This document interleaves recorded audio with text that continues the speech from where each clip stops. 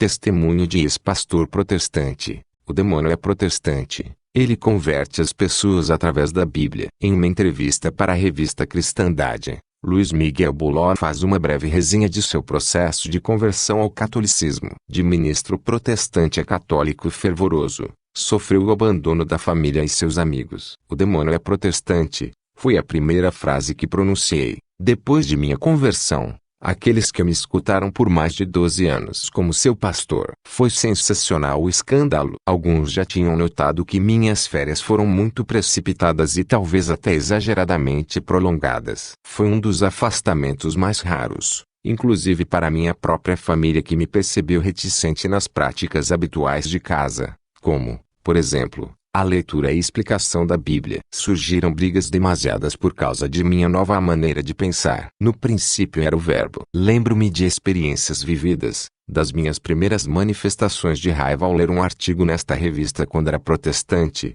que agora aprecio tanto, da qual me honro publicando este trabalho. Eu achava que o texto era muito radical em suas afirmações, muito profundo para o que eu estava acostumado a ler. Acredito ter meditado no problema umas 5 ou 6 semanas, até que resolvi pedir auxílio à paróquia da Igreja Católica, que ficava perto de minha igreja. Atendeu-me um sacerdote com um olhar penetrante e muito amável. Eu abordei vários assuntos de interesse comum e ele me pediu tempo para inteirar-se melhor da abordagem das doutrinas da igreja. Na verdade, fiquei um pouco desarmado, mas conseguimos conversar quase o tempo todo. Quase. Porque, nas questões de doutrina, começou ele a acuar-me. Comecei a responder-lhe como de costume, citando, com exatidão, uma passagem bíblica atrás de outra, tentando mostrar o erro. Pastor Bullock, me disse logo, não avançaremos muito discutindo com a Bíblia na mão. Sabe o Senhor que o demônio foi o primeiro a antecipar-se a todos na prática do crime. E por isso, foi também o primeiro evangélico. Não gostei dessa observação. Ele estava me insultando, chamando-me de demônio. Sem me deixar explicar o que pensava, adiantou-se. Sim. Foi o primeiro evangélico. Recorde-se de que o demônio buscou tentar a Cristo com a Bíblia na mão. Mas Cristo lhe respondeu com a Bíblia. Eu disse: então, o Senhor me dá razão, pastor. Os dois argumentaram com a Bíblia, só que Jesus utilizou bem.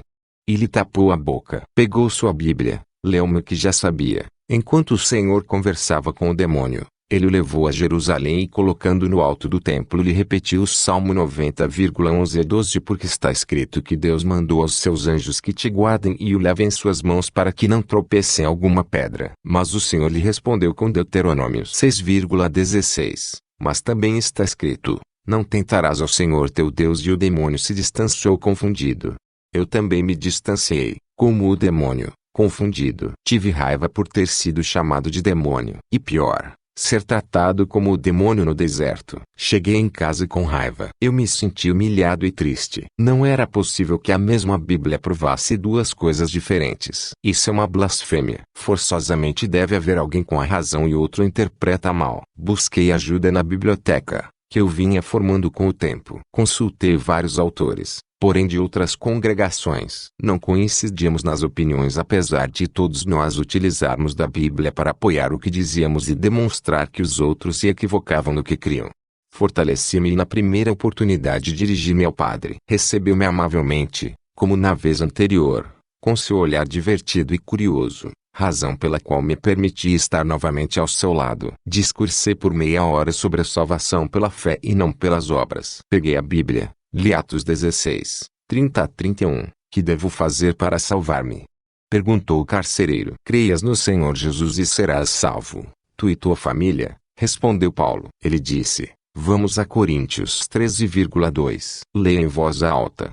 Mesmo que a minha fé fosse tanto que chegasse a mover montanhas, se me faltasse a caridade, nada sou. Disse-me rindo. Não sei bem quem acreditou na estratégia protestante de argumentar com a Bíblia, mas creio que puderam ser os demônios para se salvarem.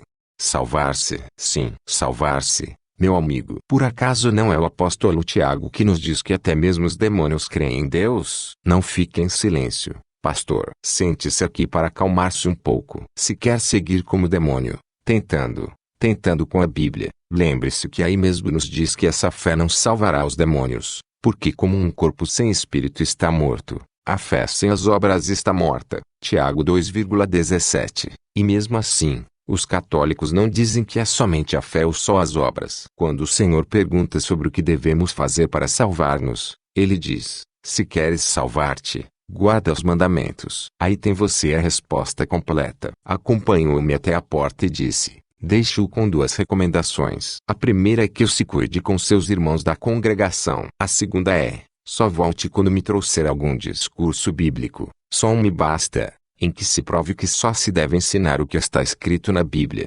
Enquanto eu preparava um discurso para responder ao sacerdote, percebi que estava parado no meio do assunto que, pela primeira vez, me levara à paróquia. Se só a Bíblia, disse-me, então o problema do artigo fica resolvido. Deve-se provar pela Bíblia, ou não se prova. Já imaginaram vocês o resultado? Efetivamente não encontrei nada. Nesses anos de ministério jamais eu percebi o cerne do que se deve ensinar a doutrina contida na Bíblia e não o que não está na Bíblia. Encontrei numerosas passagens bíblicas, que lhe concedem as mesmas autoridades que os ensinamentos escritos na Bíblia e as doutrinas transmitidas por discursos. Muitos outros questionamentos foram surgindo a partir das conversas com o padre, de leituras dessa revista e de muita literatura escrita com fins apologéticos.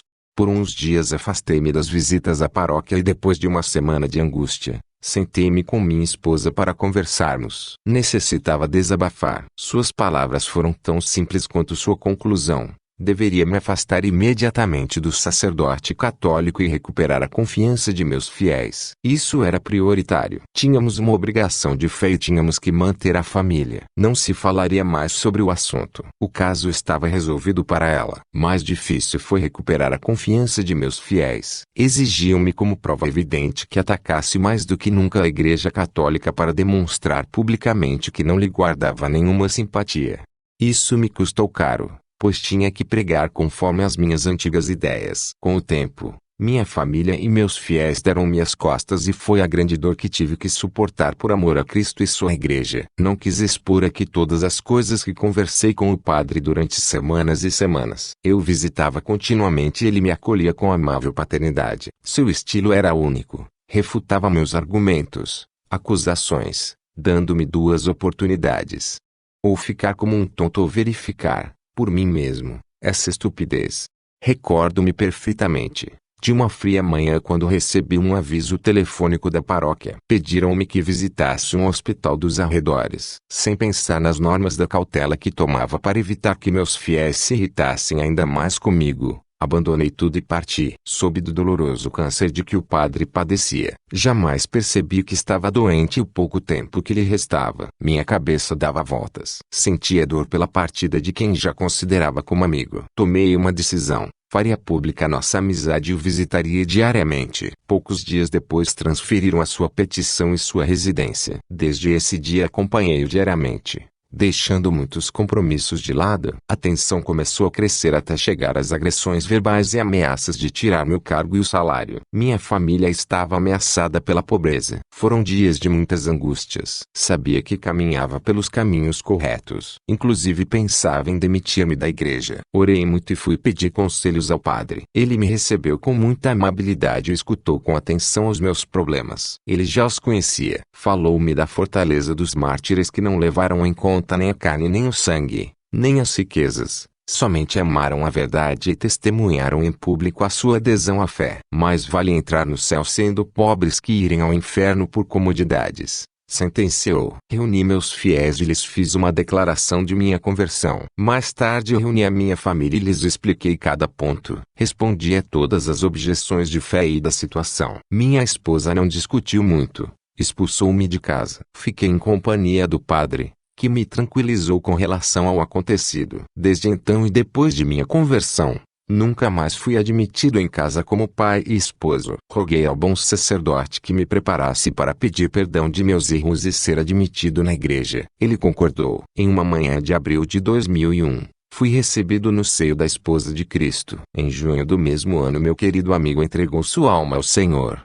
Fato que me fez chorar por muito tempo e também aqueles que o conheciam. Choravam os doentes, os presos que ele visitava, as crianças, os jovens e catequistas, os pobres e necessitados que ele consolava, os fiéis que recorriam a ele em busca de conselho e do perdão de Deus. Em seu tributo, escreve estas linhas: Meu querido sacerdote e a revista Cristandade foram meus grandes apoios e impulsores, tanto na minha conversão quanto no meu dom apostólico de trabalhar especialmente com os convertidos e com os que se preparam para a conversão.